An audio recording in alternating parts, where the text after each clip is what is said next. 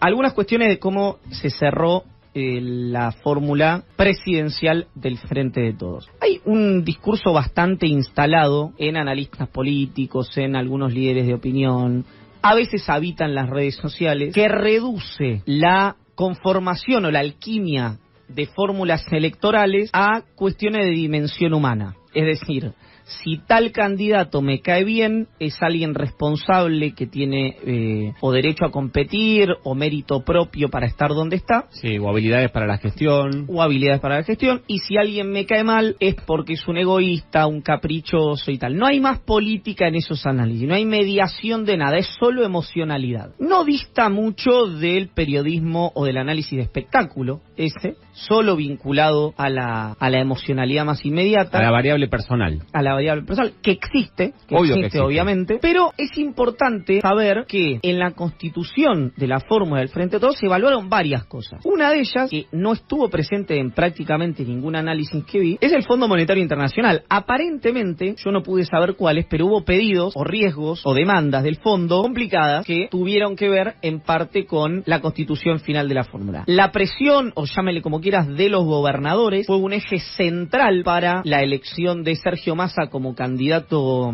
de unidad. Un Sergio Massa que tiene una oportunidad obviamente muy importante y un riesgo, que sigue siendo ministro de Economía en el medio de una campaña electoral con el Fondo Monetario. Algo que estaba, estaba dado de suyo y no se planteaba como un riesgo, que era por primera vez, si no estoy equivocado, que le hacía una paso en la provincia de Buenos Aires a un gobernador peronista y la candidata era la ministra de Desarrollo Social de la Nación, en un momento donde la situación social, sobre todo en la provincia de Buenos Aires, está en muchísima tensión. Es decir, no había parámetro, no en la dirigencia, sino en quienes conformaban los análisis de ninguna de estas variables. Lo que yo he visto en las últimas 48, 72 horas era me cae bien, me cae mal, y ahí se reducía la ponencia. Información que, según le pregunté, y me dijo a mí casualmente Máximo Kirchner, es falsa, que es que hayan hablado, o hayan chateado, o hayan comunicado de X manera. Hayan tenido un contacto no intermediado. Exactamente. Cristina Kirchner y Alberto Fernández. Eso no ocurrió, es decir, no fue a través de ese mecanismo por el cual se cerró la fórmula Massa-Rossi. Dos personas, una de ellas la que acabo de mencionar, que bajo los parámetros en los cuales se inició la campaña o se inició la conformación de esta alianza, eran miradas de reojo. El propio Máximo Kirchner, en su rol de armador de la fórmula y de las listas, logrando lo que había querido desde un comienzo y por el cual había sido tan señalado, que era una lista de unidad. Y también Alberto Fernández, ¿no? Es decir, el presidente de la Nación, en cualquier escenario marginado de la toma de decisiones, según la instalación pública, colando a Victoria Tolosa Paz como segunda, veremos si detrás de quién como primer candidato, y a Santiago Cafiero en las listas de diputados nacionales. ¿No le pones en su cuenta la candidatura a vicepresidente de Agustín Rossi? Y un porcentaje seguro de albertismo en la candidatura de Agustín Rossi, ¿no? Un Agustín Rossi que tiene igual por lo menos dos nacionalidades, ¿no? Es decir, es kirchnerista y coyunturalmente albertista, para decirlo de alguna manera. Pero es alguien con una identidad kirchnerista de Néstor Kirchner, de Cristina Kirchner, muy potente y muy recordada. Pero después habrá que ver y hacer doble clic el motivo por el cual Alberto Fernández tuvo esta relevancia, ¿no? Porque hay motivos que son luminosos, hay motivos que son virtuosos, que tienen que ver con cuestiones que construyen, y hay otros que tienen que ver con el riesgo que puede generar una decisión o la falta de una decisión. Esto obviamente va a estar narrado en cada orilla de la manera que más convenga, por supuesto. Entonces, y bueno, obviamente la figura que se erige por sobre todo este escenario, de una habilidad y de un manejo de los tiempos y del poder, evidentemente, muy fina, que es Sergio Massa, que viene planteando este escenario, un escenario de unidad con él como candidato a presidente, hace por lo menos 4 meses, 3 meses. Algo que generó un disgusto muy particular en en su momento en Juan Grabois. Juan Grabois, dicho sea de paso, ¿va o no va a ser candidato a presidente? Y ayer acaba de decir que retrotraía su decisión de bajarse, decisión que se correspondía con la precandidatura de Guado de Pedro. Dice tener las condiciones de carácter jurídico para poder presentar su espacio, así que va a ser, si efectivamente consigue todo esto y consigue que la justicia electoral, primero la Junta Electoral de Unión por la Patria, después la justicia electoral federal, en este caso, certifique que su candidatura es válida, habrá lista de unidad en paso. ¿Cómo es eso? Y bueno, si la Unión por la Patria presentó la fórmula Massa Rossi como la lista de unidad. Exacto. Si hay una lista de unidad y hay una paso contra Juan Grabois, habrá lista de unidad en una paso. Veremos. Yo vengo sosteniendo hace meses, y quien me escucha en este programa o quien me escucha en algunas de las columnas que hago en otra radio, que es Futurock, o que escribo en Cenital, o donde les parezca, que no iba a haber paso, que iba a haber unidad en el oficialismo, basado básicamente en que no había dos dispositivos políticos que estuvieran divididos, capaces de enfrentar todo lo que genera una primaria. Es decir, si vos me hubieras dicho que el desafío era entre Massa y Cristina, bueno, era otro escenario. Pero con Massa y Cristina de un lado del río, no había posibilidad de competencia alguna. No, y más cuando ese lado del río empezó a sumar anabólicos como los gobernadores, como los intendentes de la primera, tercera sección electoral de la provincia de Buenos Aires, como la CGT. Pero lo que creo es que justamente no había ninguna posibilidad que esos sectores estuvieran de algún lado que no fuera el de Cristina Massa, Massa Cristina. Hay otro punto también interesante, que es el kirchnerismo. Máximo Kirchner, Cristina Kirchner, obviamente querían unidad. No querían, querían unidad y querían que fuera Guado de Pedro el candidato. No había una voluntad de que esto terminara necesariamente de esta manera.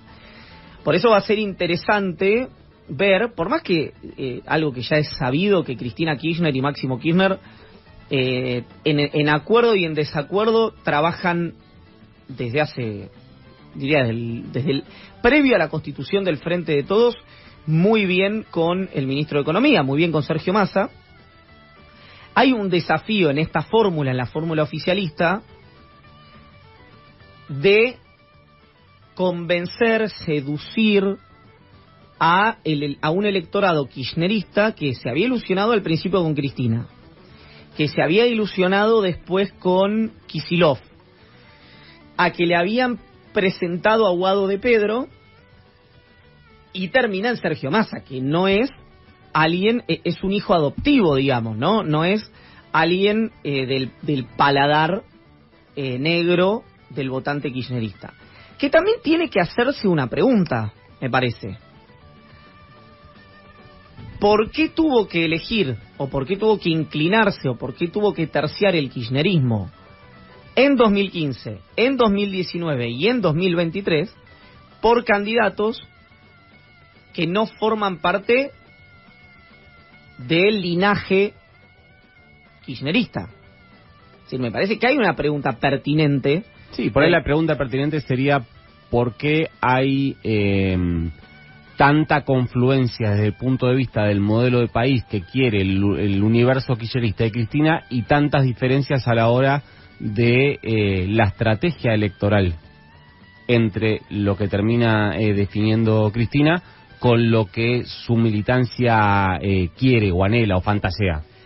Y hay otro punto que no parece, es una vez que no machea eso. No, perdón, si miramos para atrás, es Insaurralde 2013, Scioli 2015, Alberto Fernández 2019, te diría que Victoria Tolosa Paz 2021. Sí, lo pasa que esa no se la anotó Cristina, claro, no fue una acción de Cristina. Es verdad. Y Massa 2023. Perdón, también una pregunta pertinente acá, porque Victoria Tolosa Paz es candidata porque renunció a la banca cuando asumió como ministra de Desarrollo Social. Digo, porque había algunas preguntas de, si Tolosa Paz fue en el 21, ¿por qué tiene que ir de nuevo ahora? Bueno, esa es la explicación institucional. No se tomó licencia, renunció a la banca. Exactamente. Y después hay algo, me parece, por lo menos para cuestionar o para mirar con atención, que es, ¿por qué el albertismo rechazó que Santiago Cafiero vaya de cabeza de lista y de jefe de bloque en 2021 y acepta ir a una lista ahora? Bueno, igual la explicación esa es bastante simple. Hagámosla, yo creo que lo mismo, ¿eh? ¿Cuál es? Y que para ser candidato en 2001, y si 2021. Ganaba, en 2021 tenía que renunciar a la jefatura de gabinete en ese momento. Y ahora tiene que, si digamos... y ahora se termina el gobierno. Canciller. Bueno, estoy de acuerdo que es esa la explicación. Pero entonces, el argumento de que había una necesidad desde el punto de vista político de que formara parte del Ejecutivo, hoy se traduce más en una suerte de refugio, porque si Sergio Massa gana las elecciones, Cafiero perfectamente podría seguir siendo, no sé si canciller, pero funcionario en un acuerdo político. Es decir, o no hay tanta confianza, que yo coincidiría si me lo sentara con Cafiero, es decir, yo creo que ni con Guado de Pedro y Mansur, ni con Massa y Rossi, el Frente de Todos es favorito en esta elección, bajo ningún aspecto. Bajo ningún aspecto. Unión por la Patria no era favorito en esta elección con ningún candidato. Me atrevería a decir incluso con Cristina. Exactamente. Unión por la Patria, como bien dijo acá Nicolás Ángel. Ahora, también es interesante que hoy Massa, que uno podría pensar que tiene cierta ascendencia sobre el esquema de Javier Milei, tiene la necesidad que Milei no se caiga como un piano. Porque es un equilibrio fino, porque Milei debería tener una poca cantidad de votos o una cantidad de votos que le permita a Bullrich ganarle a Larreta su paso. Es decir, no debería crecer más que eso, no le debería sacar tantos votos a Bullrich para que Bullrich le pueda dar la paso a Larreta, porque esa es la hipótesis de Massa, que si Massa va contra Bullrich en un balotaje puede ganar. Pero que no se caiga demasiado, porque si Bullrich le gana la paso, corre riesgo el oficialismo de perder en primera vuelta, si Milei se cae como un piano. Si es un equilibrio extremadamente delicado el que tiene que hacer el oficialismo. Está bien interesante lo que está pasando, porque me parece que Massa tiene que pensar, no, esto es una audacia, es decir, cómo Massa tiene que pensar su campaña, pero creo que es algo parecido a Macri 2015 esto, ¿no? Es decir, un mix de Macri-Scioli 2015. Primero, no descuidar al electorado kirchnerista, como sí hizo Scioli en el 2015, que recién abraza al kirchnerismo y el kirchnerismo abraza a Scioli en el balotaje. Es decir, no cometer ese error el oficialismo, porque bueno, ya sabe cómo funciona, porque aparte este electorado te lo ordena la oferta, no la demanda. Es decir, sí, bien digo, te lo ordena la oferta, es decir, vos... puede no gustarte si sos peronista, panperonista, progresista, panprogresista, puede no gustarte Massa y Rossi, pero si enfrente gana la paso Patricia Bullrich, eso se ordena, me parece que se ordena rápidamente, pero no descuidar a ese electorado, el electorado kirchnerista, como sí pasó en 2015 la candidatura del peronismo, y a la vez pensar la campaña del balotaje para atrás y no de las paso para adelante. Es decir, pensar como un recorrido en el que necesariamente va a terminar, o por lo menos pensar que puede terminar una segunda vuelta. Suponemos, imaginamos, bueno, a mí me dicen que sí, pero imaginamos que justamente para fidelizar ese voto kirchnerista, que hoy entiendo no está fidelizado en la fórmula Massa Rossi, por más tradición kirchnerista que pueda traer el hoy jefe de gabinete, que Cristina Fernández de Kirchner va a jugar un rol importante en la campaña. Es interesante la pregunta, yo no lo tengo claro. La verdad no. Yo tengo entendido claro que sí, o que debería, o que creen que es lo que debería pasar. Tampoco lo tengo claro. Horacio Rodríguez Larreta, Gerardo Morales, presidente y vicepresidente. Diego Santilli, Gustavo Pose, gobernador y vicegobernador. Pro UCR. Miguel Ángel Pichetto, Silvia Los Penato. PJ Pro. Expert y Cintia Houghton, senadores nacionales. ¿No? Sí. Viste que me mirás así, ya me haces entrar en duda. Se pasa que ya a esta altura un poco me divierte. Patricia Bullrich y Luis Petri, Pro UCR. Néstor Grindetti y Miguel Fernández, ¿no? Intendente de Trenquelauquen, Pro UCR.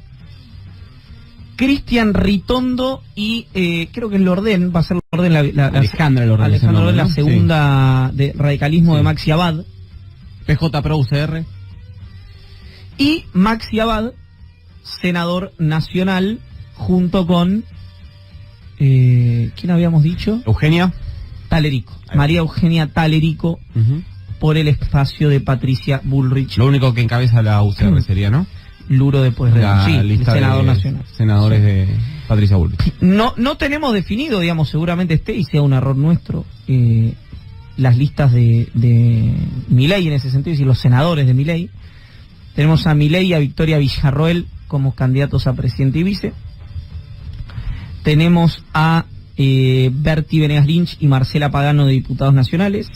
El banquero Juan Napoli. Juan Napoli, hincha de River, un abrazo, Juan. Carolina Píparo, candidata a gobernadora, y Juan Napoli, candidato a senador nacional. Y por el oficialismo, Sergio Massa y Agustín Rossi, Axel Kicillof y Verónica Magario, Guado de Pedro como candidato a senador nacional, y las incógnitas sobre quién va a encabezar la lista de diputados nacionales, posibilidad de que sea Máximo Kirchner, pero no está confirmado, y yo dije Cecilia Moró, que iba a acompañar a Guado de Pedro, y Cecilia Moró me dice, no, yo no. Bueno, entonces hay dos incógnitas en el oficialismo a nivel nacional. Yo, mientras tanto, sigo mirando. ¿Y la lista de diputados nacionales de Unión por la Patria en la Ciudad de Buenos Aires? Bueno, creo que eso se está conversando, ¿no? Porque había ahí especulaciones sobre quién iba a encabezar. Si encabezaba hombre o mujer, también era una duda. El esquema que tiene como candidato a Leandro Santoro, quería a Matías Lamens para encabezar la lista de diputados nacionales.